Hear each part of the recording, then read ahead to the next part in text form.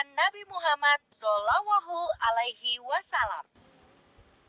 Mekah yang semula hanya ditinggali oleh Hajar dan Nabi Ismail, seiring dengan berjalannya waktu, berubah menjadi sebuah negeri yang besar. Berkat doa Nabi Ibrahim, negeri itu sungguh mendapatkan berkah dari Allah. Masyarakatnya hidup dalam kecukupan dan sejahtera.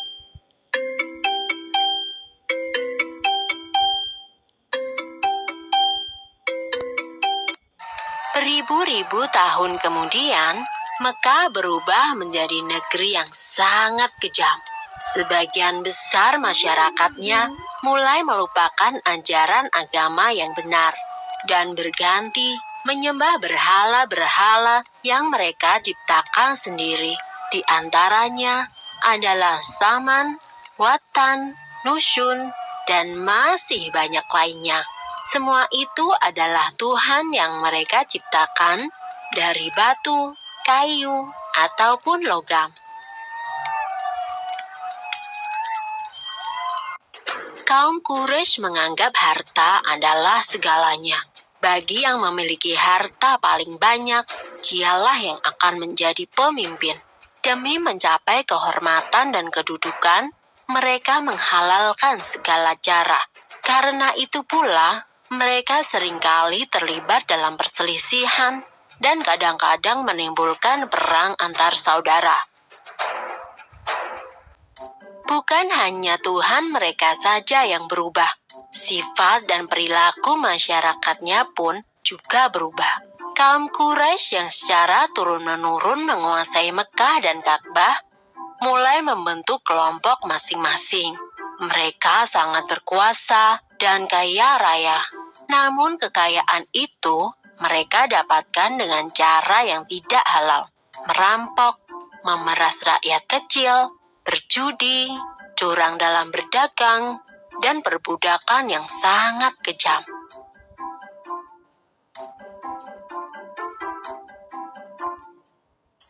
Zaman di mana kaum Quraisy hidup dengan cara yang kejam disebut zaman jahiliyah. Pada zaman itu, ada seorang wanita soleh bernama Aminah. Suaminya bernama Abdullah. Pada saat Aminah mengandung, sang suami jatuh sakit dan akhirnya pun meninggal dunia. Aminah merasa sangat sedih karena harus hidup sendirian. Pada suatu malam, ia bermimpi melihat bulan jatuh ke pangkuannya. Menurut ahli tafsir mimpi, kelak anak yang dikandung oleh Aminah akan menjadi orang yang dihormati. Mekah dan Ka'bah semakin ramai dan berkembang. Orang dari segala penjuru selalu berkunjung ke Mekah untuk beribadah dan juga berdagang. Kemajuan Mekah membuat Abrahah, seorang gubernur di Yaman, merasa kesal.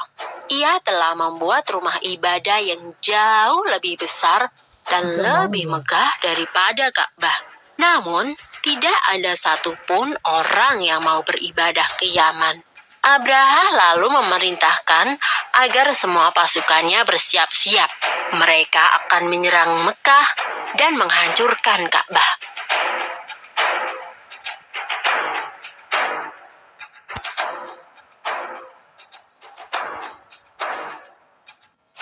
Abrahah dan pasukan bergajahnya menyerbu Mekah dengan penuh kesombongan.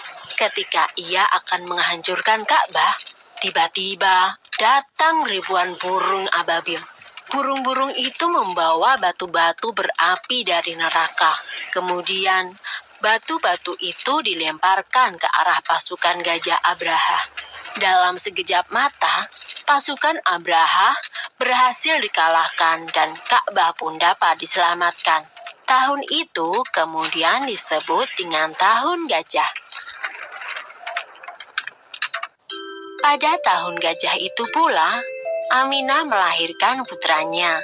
Ia memberikan nama Muhammad, sebuah nama yang tidak lazim untuk anak-anak kaum Quraisy.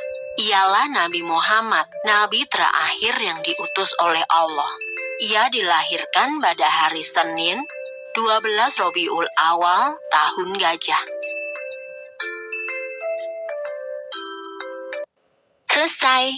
Sumber dalam Al-Quran terdapat dalam surat Al-Fil ayat 1-5 yang artinya, apakah kamu tidak memperhatikan bagaimana Tuhanmu telah bertindak terhadap tentara bergajah? Bukankah Dia telah menjadikan tipu daya mereka untuk menghancurkan Ka'bah itu sia-sia? Dan Dia mengirimkan kepada mereka burung yang berbondong-bondong, yang melempari mereka dengan batu berasal dari tanah yang terbakar. Lalu Dia menjadikan mereka seperti daun-daun yang dimakan ulat.